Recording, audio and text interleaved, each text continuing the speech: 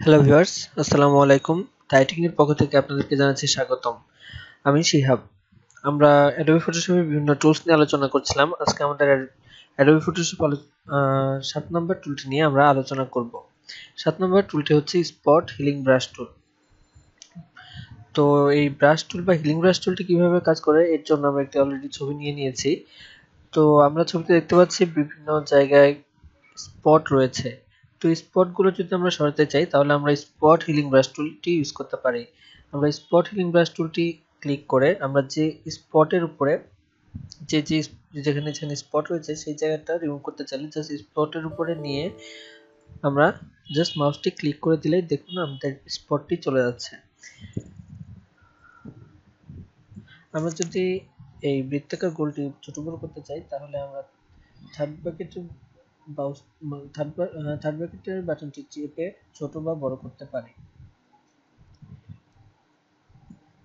তো এটি হচ্ছে আমাদের স্পট হিলিং ব্রাশ টুল। এরপর রয়েছে হিলিং ব্রাশ টুল। হিলিং ব্রাশ টুলটি কিভাবে কাজ করে এটি দেখার জন্য আমরা যদি হিলিং ব্রাশ টুলটি সিলেক্ট করি তাহলে হিলিং ব্রাশ টুলটি ইউজ করার জন্য প্রথমে আমাদের একটি সোর্স নিতে হবে, এরপর ডেস্টিনেশন শিফট করতে হবে। আমাদের এই স্পটের পাশে দেখতে পাচ্ছি যে জায়গাটা ফ্রেশ, তার জন্য আমরা অল্টার বাটন চেপে প্রথমে পরিষ্কার জায়গায় ক্লিক করব, এরপরে আমরা স্পটের উপরে ক্লিক করব, তাহলে দেখুন স্পটটি চলে যাচ্ছে।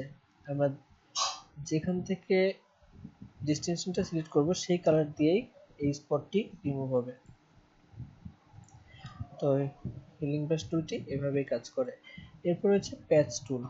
প্যাচ টুলটি কিভাবে কাজ করে, প্যাচ টুলটি যদি সিলেক্ট করি তাহলে দেখবো এখানে স্পটটি জাস্ট আমরা সার্কেল নেব, স্পটের চার সাইডে আমরা যে সার্কেলটা করবো এবং এটি ড্র্যাগ করে পরিষ্কার যে জায়গায় সেখানে নিয়ে চলে আসবো, তাহলে দেখুন স্পটটি চলে যাচ্ছে।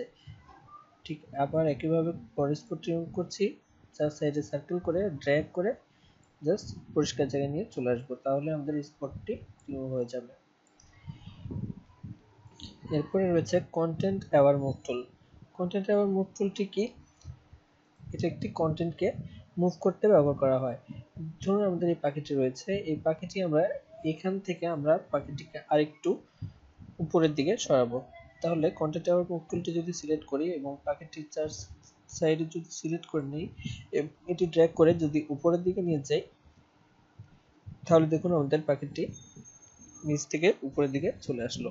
তো কন্টেন্ট মুভ টুল দিয়ে এভাবে আমরা পাখিটি নিচ থেকে উপরে নিয়ে এসেছি। এরপরে রয়েছে রেড আই টুল। রেড আই টুলটি কি করে, আমরা ক্যামেরায় অনেক সময় ছবি তুললে চোখের মধ্যে এরকম লাল কালারের শেড দেখা যায়, তো এটি আমরা রেড আই টুল দিয়ে সরাতে পারি।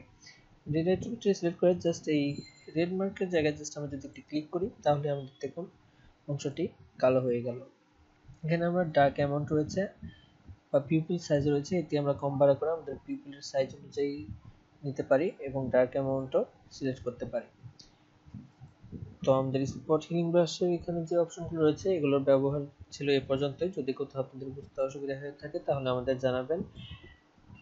আমাদের সকল ভিডিওগুলো আমাদের দি আইটি চ্যানেলে আপলোড করা আছে, যদি আপনারা এখনো দেখে না থাকেন দেখে নেবেন, এবং চ্যানেলটিতে যদি এখনো সাবস্ক্রাইব করে না থাকেন তাহলে সাবস্ক্রাইব করে ফেলবেন এবং পাশের বেল আইকনটিতে ক্লিক করতে ভুলবেন না। ধন্যবাদ।